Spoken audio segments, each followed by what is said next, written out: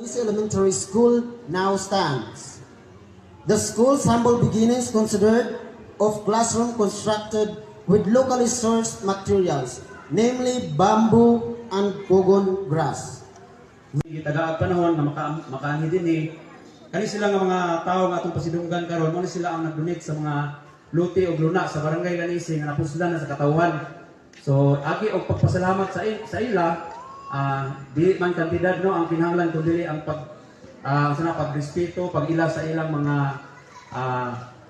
gidonate nga mga yuta labi na kay napuslan sa mga katawhan. So karon natay panghatag sa ilang plaque of appreciation.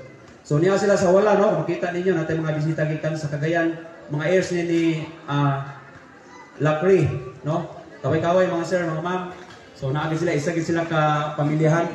Mga heirs pod ni Lacri for donating 5,000 square meters of land at Zone 4. Palihog ko kung ang kanang heirs pwede ra siya mo join sa kuan.